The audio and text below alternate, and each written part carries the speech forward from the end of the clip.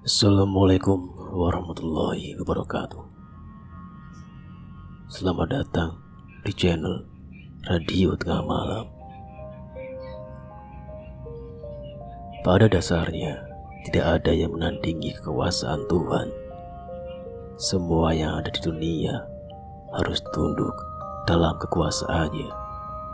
Dan sebagai manusia, kita memiliki derajat yang paling tinggi. Jadi, jangan pernah takut jika berurusan dengan hal-hal yang bersifat gaib atau mistis.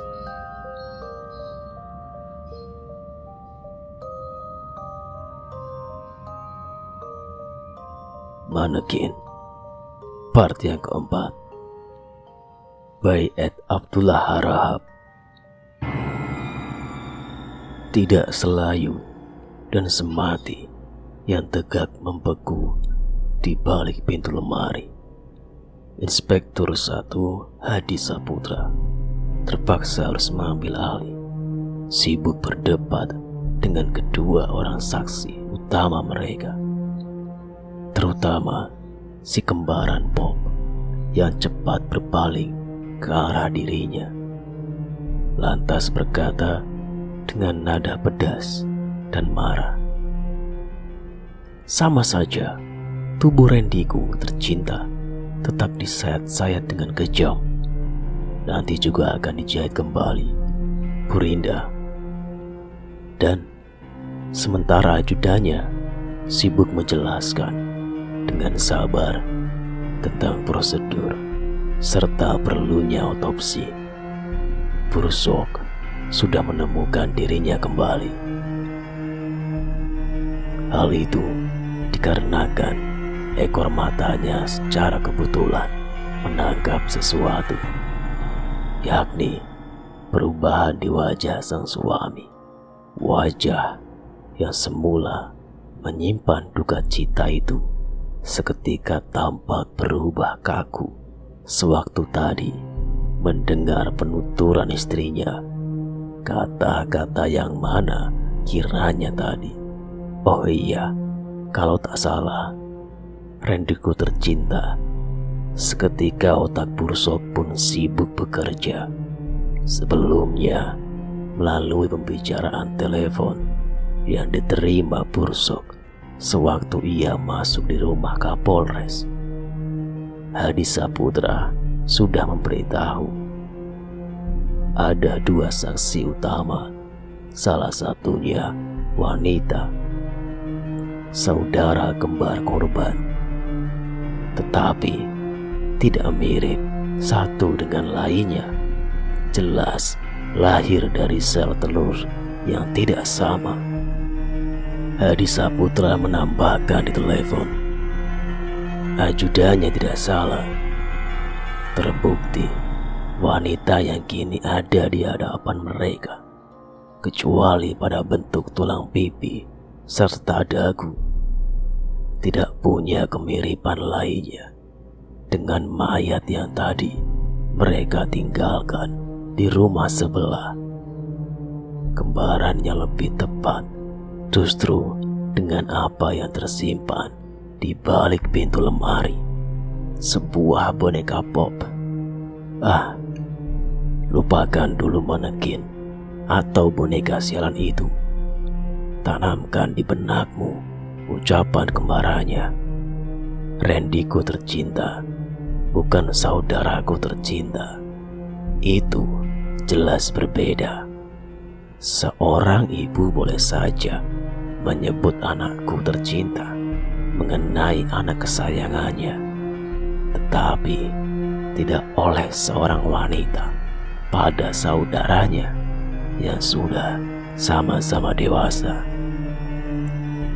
terutama bila wanita itu sudah bersuami.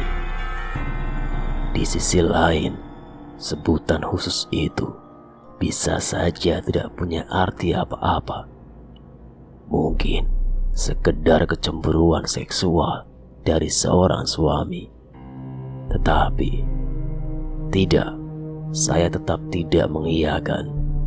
Bursok mengerjap dan kembali menatap pada si kembaran boneka yang menggeleng-geleng marah, lalu menambahkan, "Luka bekas tusukan itu saja, meski saya belum melihatnya, sudah lebih dari cukup. Jasad Randy jangan lagi dibuat semakin parah dan menyedihkan." Kalimat terakhir diucapkan beserta isakan tangis tertahan, diikuti lelehan air mata pula. Prasetyo sang suami cepat merangkulkan tangan ke pundak istrinya, membujuk dengan suara lirih oleh perasaan. "Sudah sayangku, sudahlah. Biarkan aku yang berbicara." Lalu tanpa menunggu jawaban istrinya, Prasetyo cepat mengangkat muka, berpaling lalu bertanya, tidak pada Hadi Saputra, tetapi langsung pada Bursok. "Jawablah pertanyaan saya, Komandan. Apakah penyebab kematian saudara kembar istri saya sudah diketahui?" Untuk sesaat Bursok menghela nafas, lalu menyahuti dengan suara datar, "Memang sudah, tetapi baru visum sementara. Jadi selesai sudah kalau begitu." Prasetyo cepat menyela, tuntas. "Keputusan istri saya dukung sepenuhnya. Mereka punya hak." Dan Bursok pun menyerah, lantas memperlunak sikapnya. "Baiklah, tetapi masih banyak yang akan kami tanyakan, baik dari Anda maupun dari istri Anda. Sekarang juga." Bursok mengangguk tenang. "Makin cepat, makin baik, bukan?" Ganti Prasetyo yang mengalah sebagai timbal balik. "Tetapi istri saya nanti saja menyusul. Dia masih shock berat, perlu istirahat." "Itu sudah pasti." Bursok menyetujui. "Marilah kita dari tempat yang lebih leluasa untuk berbincang-bincang." "Oke." Prasetyo lebih dulu membantu istrinya supaya dapat rebah dengan nyaman. Seraya membujuk dengan senyuman lirih tapi lembut, "Kau cobalah tidur, Ririn. Jangan membuatku kehilangan dirimu pula setelah kita kehilangan Randy." Rinda mengangguk patah-patah. "Cepatlah kembali padaku, Mas Pras. Pak Komandan pasti mengembalikan aku secepat mungkin." Prasetyo menjawab sekaligus memberi peringatan pada Bursok sambil menyelimuti dan kemudian mengecup kening istrinya. "Jangan lupa, perbanyaklah beristighfar, oke?" Lalu Prasetyo bangkit dan sudah berjalan ke arah pintu. Manakala Bursok yang terus mengawasi tempat tidur tahu-tahu berkata dengan nada sambil lalu, "Walau dalam keadaan kusut, Bu Rinda, potongan rambut Anda tetap saja menarik hati. Perempuan, biar kata masih sok, Rinda toh bisa juga tersenyum. Dipaksakan memang, tetapi tetap saja itu seolah senyuman. Dan cukup untuk Bursok melempar umpan pancing yang ada di benaknya. "Pasti model kesukaanmu ya." Rinda menyambut umpan itu tanpa berpikir. "Bukan saya, Komandan, melainkan saudara kembar saya, Randy. Dia adalah nafas pendek tetapi dalam." Bursok tahu itu adalah napas siapa dan cepat menutup pembicaraan sebelum Rinda mengakhiri kalimatnya. Saudara kembarmu, Bu Rinda, jelas punya selera tinggi. Selagi senyum di bibir pucat Rinda tampak lebih mekar, Bursok sudah mengakhiri. Tegurlah saya bila suamimu terlambat kami pulangkan ke sisi ibu. Permisi. Bursok mengangguk sopan, tersenyum, lalu memutar tubuh dan melangkah keluar pintu. Diikuti oleh Prasetyo yang wajahnya tampak membeku. Lalu Hadi Saputra yang mengernyitkan dahi, tak mengerti apa-apaan komandanku ini, selain mempersilahkan ruang tamunya untuk dipakai. Tuan rumah juga dengan segera sudah menghidangkan kopi panas serta mie rebus pakai telur yang sungguh mengundang selera. Istri saya sudah berlelah-lelah di dapur, maka tolong hidangannya tidak dibiarkan dingin, katanya riang sebelum berlalu sambil tak lupa mengingatkan pelayan yang mengantar hidangan agar tidak memperbolehkan siapapun hilir mudik ke ruang tamu. Mangkok Bursok serta Hadi Saputra dengan cepat sudah licin tandas. Prasetyo hanya mencicipi sedikit sebelum kemudian ia simpan kembali mangkoknya di meja, seraya bergumam, "Murung." Rasanya seperti disambar petir, seperti orang tolol. Bursok dan ajudannya sama menatap dari wajah lalu ke mangkok Prasetyo, bukan hidangannya. Prasetyo menggeleng disertai senyuman getir. Tetapi kematian saudara ipar saya, Randy, dia melamun sejenak. Kemudian menambahkan, "Masih segar dalam ingatan saya saat terakhir kami bertemu. Suara tawanya yang lepas, semangat hidupnya yang masih tetap tinggi, dan kapankah itu?" Sang Ajun komisaris dengan cepat menyambar kesempatannya untuk memulai interogasi. Sementara di kursi lainnya, sang ajudan segera bersiap dengan ballpoint serta buku notesnya. Dengan mata menerawang, Prasetyo menjawab setengah tak sadar. 3 hari yang lalu, Selasa, jam, kalau tak salah, sekitar jam 1. Itu makanya saya ajak dia mengobrol di restoran dekat kantornya, karena memang pas waktunya untuk makan siang. Apa saja yang kalian bicarakan? Tidak banyak, karena waktu saya pun sempit. Saya kebetulan ditugasi perusahaan untuk mengurus sesuatu di kota ini. Dan Prasetyo berhenti. Matanya tampak terjaga kembali, menatap lurus ke wajah Bursok. Ia kemudian tersenyum kecut, lantas berkata serius, "Saya menangkap apa yang ada dalam pikiran Anda, Komandan.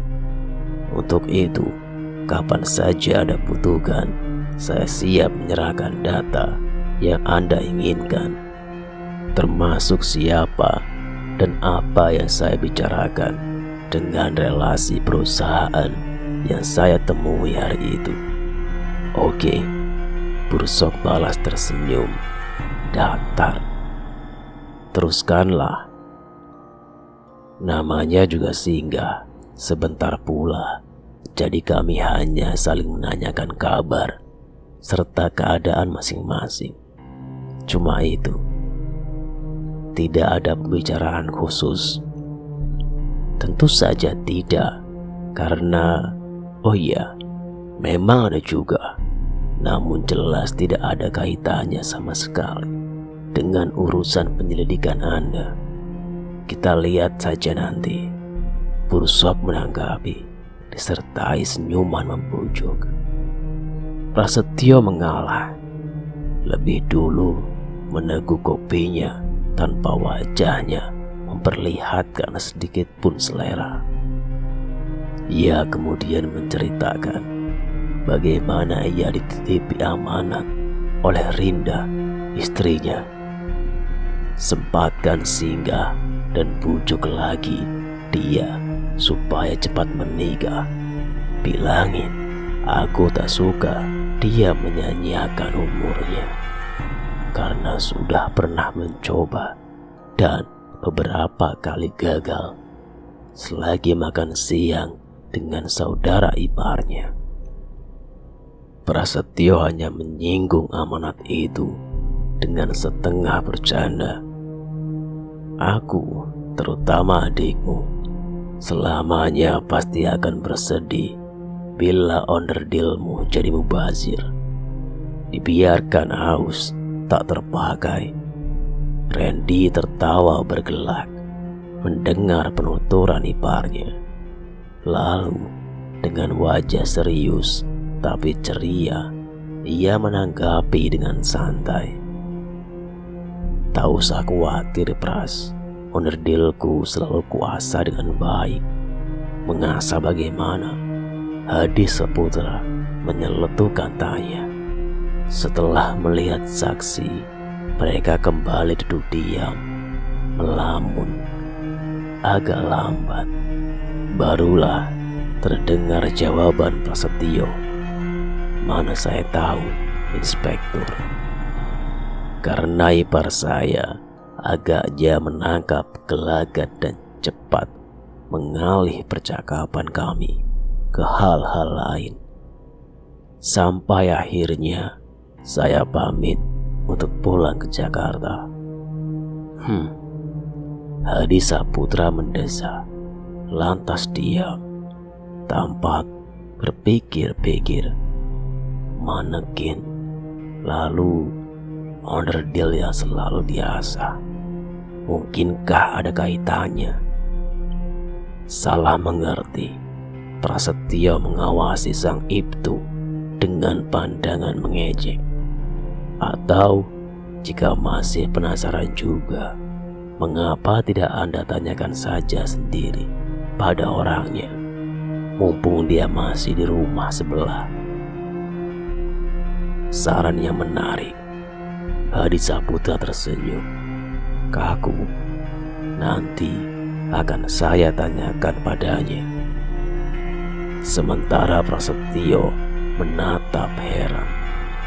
Bursok mengerling sekilas pada ajudannya sebagai isyarat mereka punya pikiran yang sama. Lalu mereka kembali melanjutkan tanya jawab. Apakah korban ada memperlihatkan tanda-tanda bahwa ia sedang dipusingkan atau dikejar-kejar oleh sesuatu? Dikejar apa, Komandan? Bursok angkat bahu. Masalah mungkin? Tidak. Prasetyo menggeleng. Kalaupun ipar saya punya masalah, saya, bahkan juga istri saya yang saudara kembarnya sendiri, mungkin tidak akan pernah tahu. Bukan karena orangnya tertutup, tetapi lebih dikarenakan karakternya yang kuat. Selain percaya diri, Randy selalu menyimpan dan mengatasi sendiri masalah yang ia hadapi tanpa pernah mau merepotkan orang lain. Betapapun beratnya, itulah setidak-tidaknya yang saya tahu mengenai dirinya. Bursok mengawasi sejenak,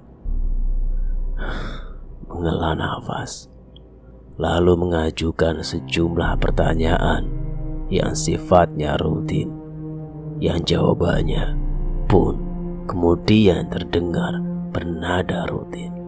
Sudah lama menikahi adik korban? Oh, baru kira-kira setahun setengah. Persisnya ya 15 bulan lah. Pernikahan kalian direstui oleh korban. Direstui, apakah korban punya pacar? Setahu saya tidak. Bagaimana dengan musuh? Idem dito, dia terlibat utang pada seseorang dan sejumlah pertanyaan rutin lainnya. Sebelum akhirnya Bursok mengajukan pertanyaan yang semakin menjurus. Malam tadi antara pukul 10 dan 10.30 Anda berada di mana? Masih di Jakarta. Karena sewaktu akan meninggalkan rumah, saya sempat memperhatikan jam digital di mobil saya. Dan Prasetyo berhenti. Lantas balik bertanya dengan serius, apakah itu saat kematian ipar saya? Bursok mengangguk.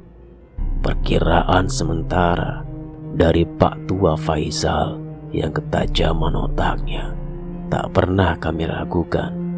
Oh, Bursok tidak memberi saksi mereka kesempatan untuk bernafas.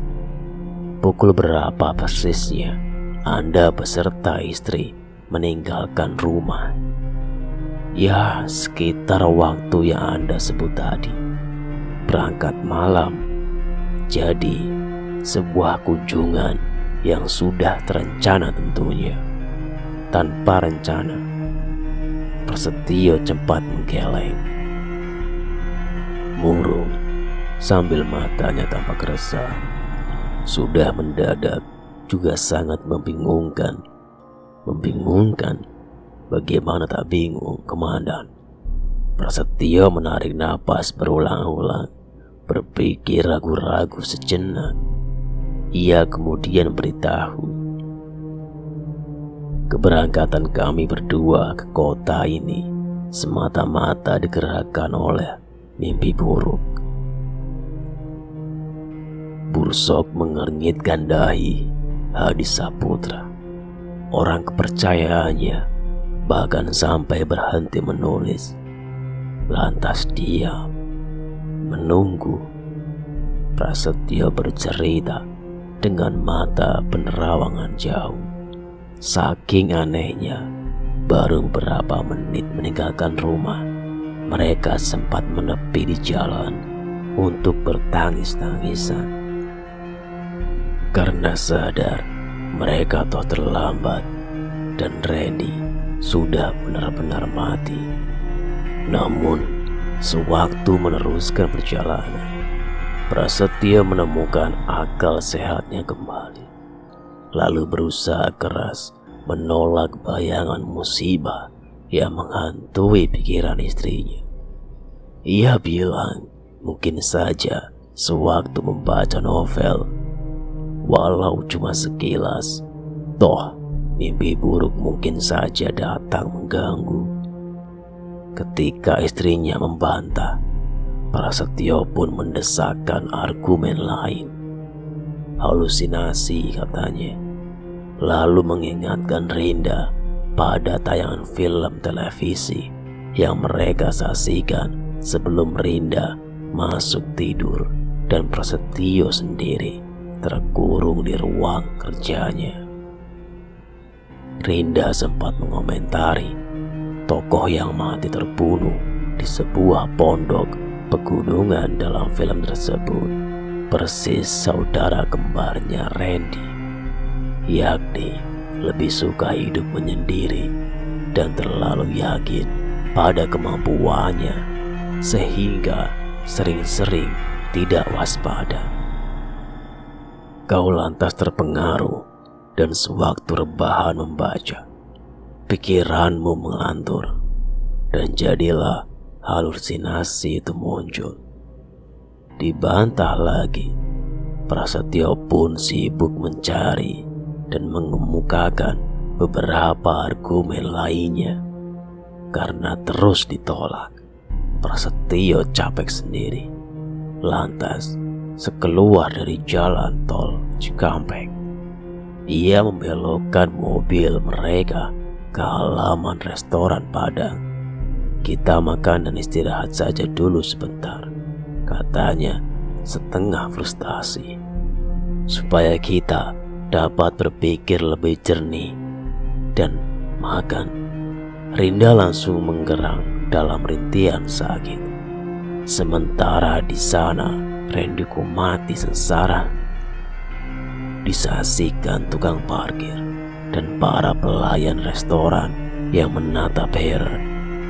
Prasetyo mau tidak mau memundurkan mobil mereka kembali ke jalan tanpa sempat turun untuk menghindari silang pendapat.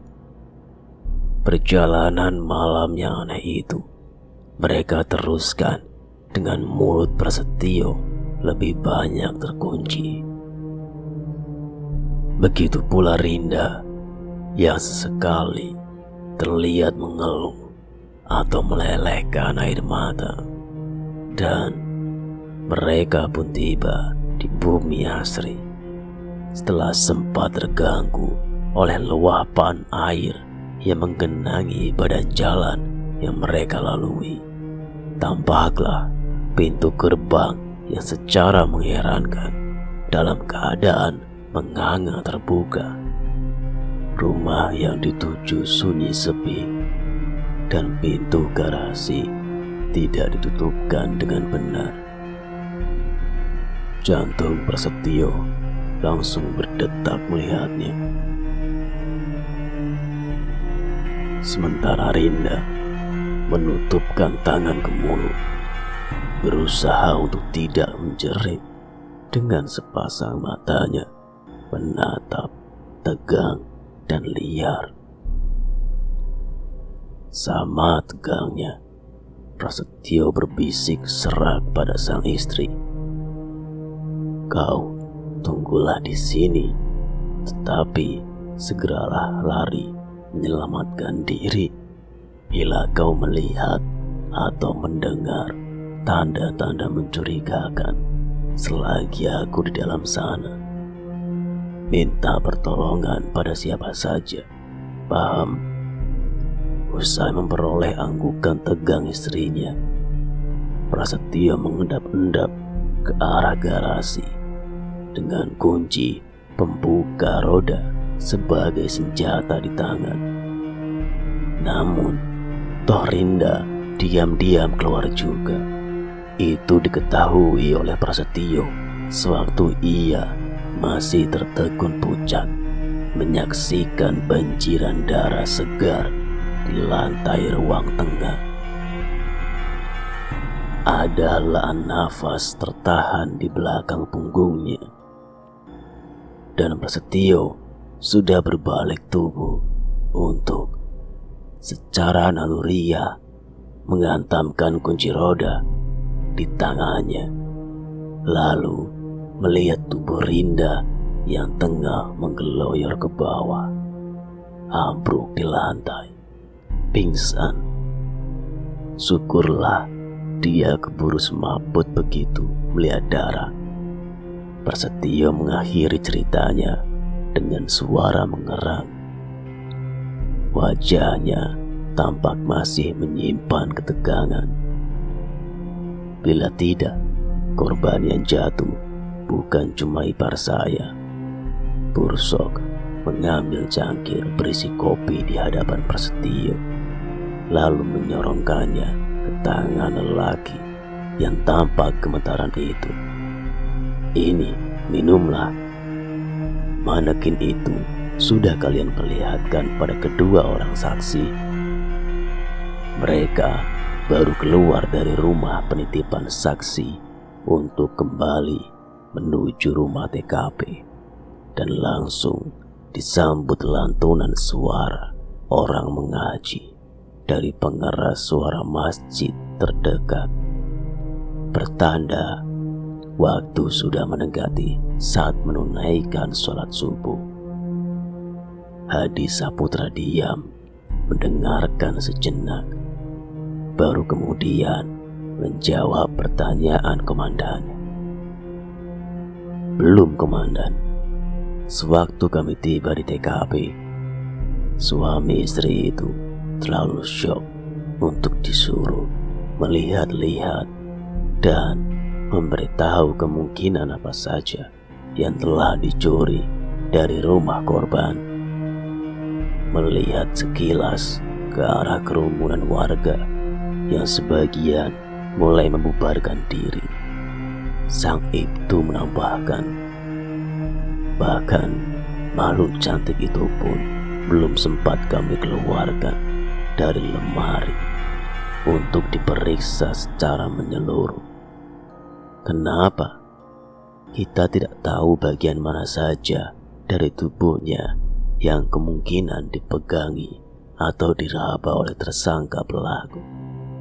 Praktis, si makhluk cantik harus ditelanjangi. Dan kita tidak membawa bahan sidik jari yang cukup untuk itu. Seharusnya aku tidak bertanya.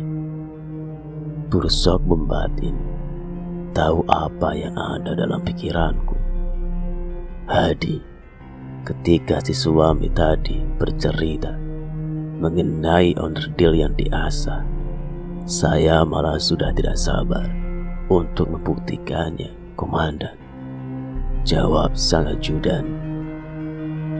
Bersemangat, seraya langkahnya dipercepat, melewati ambulans di halaman TKP. Dengkuran itu masih saja terdengar. Melirik sekilas, Hadi Saputra pun bertanya, perlu kita bangunkan? Biarkan saja orang tua itu menghabiskan sisa umurnya dengan tenang, jawab Bursok datar. Masuk ke dalam rumah.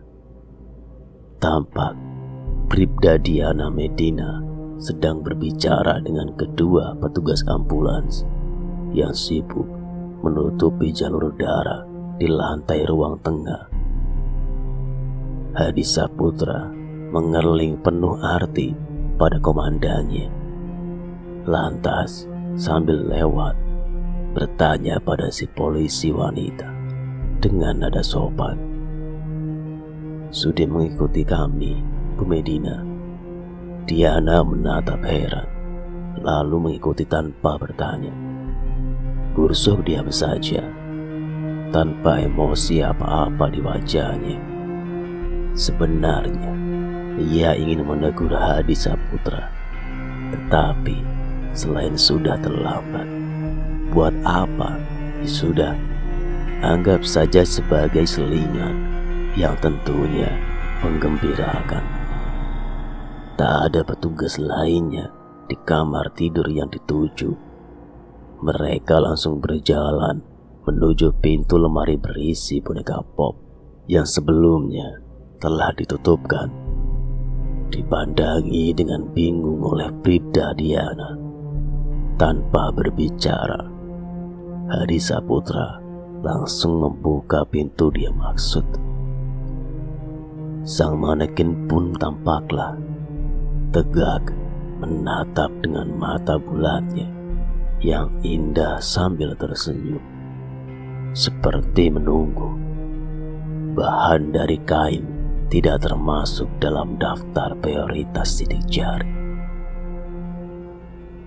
Maka tanpa ragu-ragu, Hadi Saputra maju selangkah. Tangan dijulurkan ke depan, memegangi bagian bawah gaun merah hati sang boneka. Bribda Diana, Lady D, Medina sudah membuka mulut untuk bertanya ketika kedua tangan Hadi Saputra bergerak cepat ke atas sekaligus meluruskan tegaknya. Saat itu juga 3 pasang mata serempak menatap, nyalang. Sesuai dugaan, di balik gaunnya, tubuh si boneka cantik memang tidak memakai lapis penutup lain. Pada bagian tengah selangkangan telanjangnya tampak jelas ada bagian yang sudah dilubangi, dan di bagian berlubang itu terekat rapat vibrator dengan bentuk yang khas. Vibrator, apalagi jika bukan vagina. Tak pelak lagi, kulit wajah sang Lady D langsung memerah. Manakin Bursok menjalankan tugas sehari-harinya di kantor sambil pikirannya tak lepas dari sosok menghebohkan di lemari almarhum Randy. Padahal urusan Bob itu boleh dibilang sudah selesai. Prasetyo sudah dipanggil, disuruh melihat, dimintai komentarnya. Begitu melihat, saksi utama mereka itu langsung tertegak membeku dengan mulut mengatup rapat. Tetapi telinga tajam Bursok sempat mendengar bergemelutuknya gigi saksi utama mereka itu. Sebagai pertanda dari kemarahan yang ditahan, setelah menyatakan tidak tahu menau mengenai keberadaan sang boneka, Prasetyo kemudian memberi lampu hijau.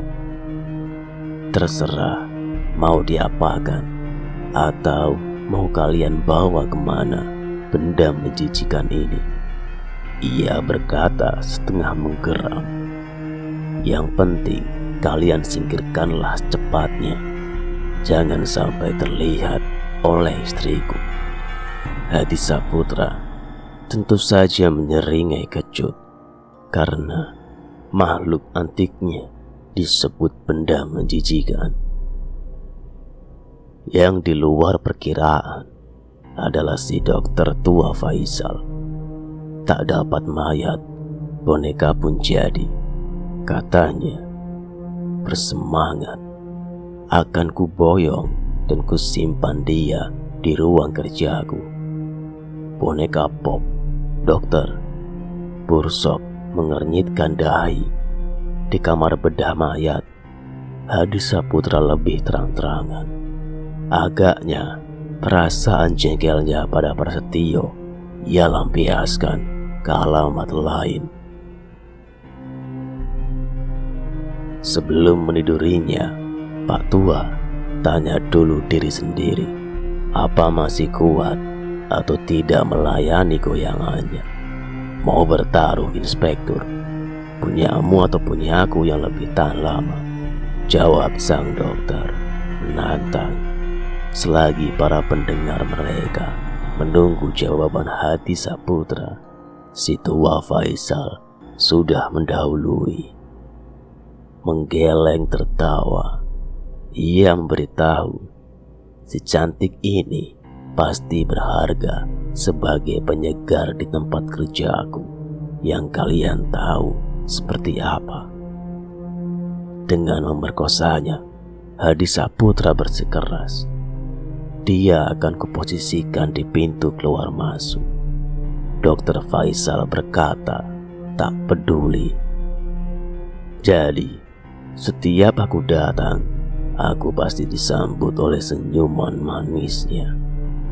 Pulang, ada tatap mata yang mengantar, sepasang mata indah yang akan setia menunggu. Beres sudah. Maksud semula untuk mengetik atau jika perlu membuat rompal bibir boneka Bob yang bernoda darah sudah teratasi. Prasetyo pun tak perlu lagi mencemaskan istrinya. Sang manekin tidak pula memprotes apa-apa sewaktu sosoknya dimasukkan dengan hati-hati ke dalam kantong plastik ekstra besar untuk kemudian dinaikkan ke ambulans, menggantikan tempat yang semestinya diisi mayat Randy. Kalaupun ada dan bisa disebut protes, datangnya justru dari mulut salah seorang petugas ambulans. Bukan main, katanya dengan wajah tampak heran. Tak kusangka boneka pop akan seberat ini, seperti menggotong mayat beneran. Itu kan perasaanmu saja, teman sekerjanya menimpali. Ambulans pun pergi meraung-raung, meninggalkan Bursok yang menatap termenung-menung. Mayat beneran. Maknanya bisa bermacam-macam, pikir Bursok selagi duduk merenung di belakang meja kerjanya, sambil berharap ada salah seorang anggota menerobos masuk, melaporkan adanya kasus baru. Kasus besar dan menantang yang dapat menghilangkan si boneka dari pikirannya. Tak ada yang mengetuk pintu. Telepon genggamnya di atas mejalah yang kemudian berbunyi.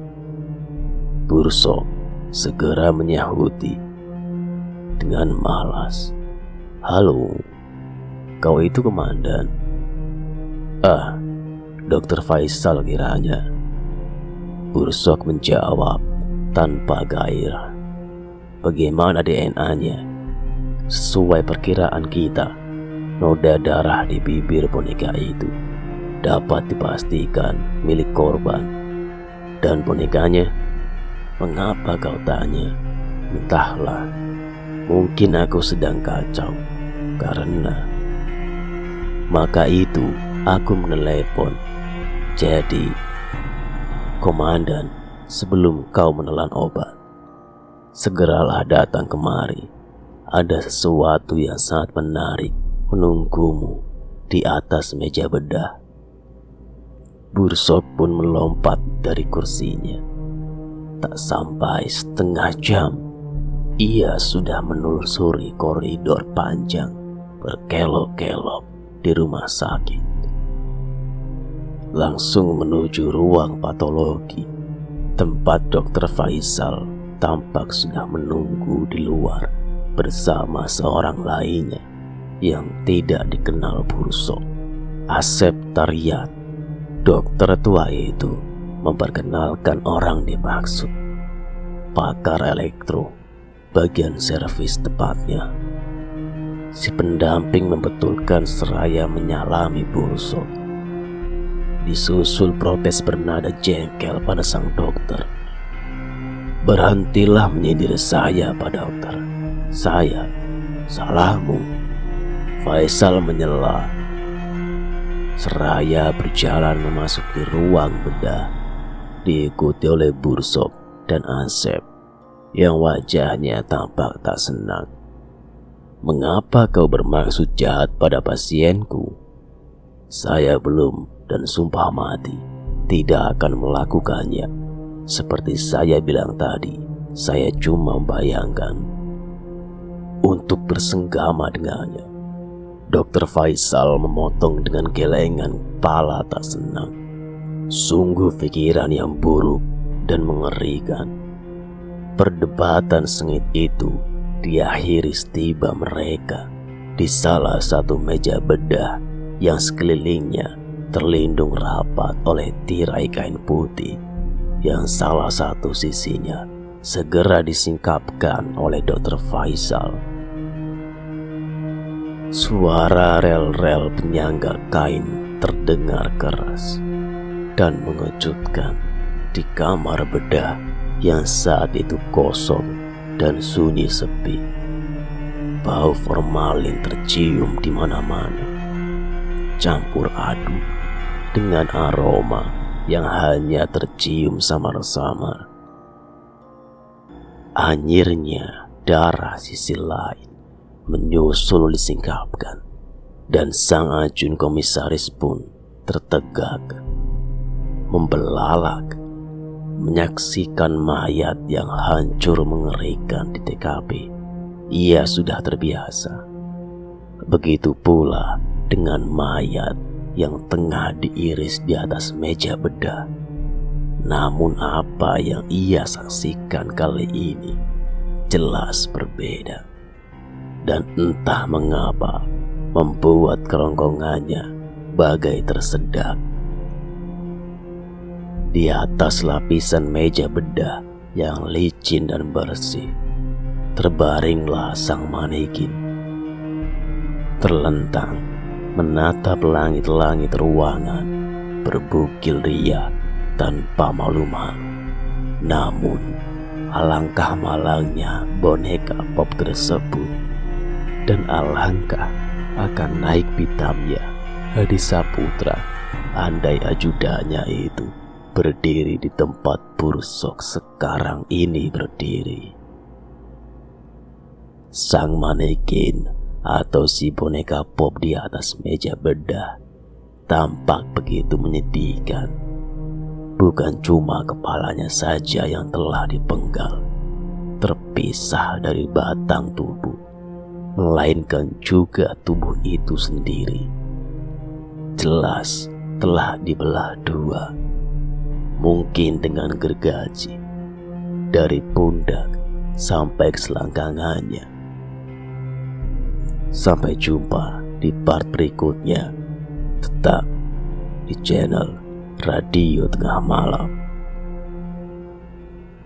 Assalamualaikum warahmatullahi wabarakatuh.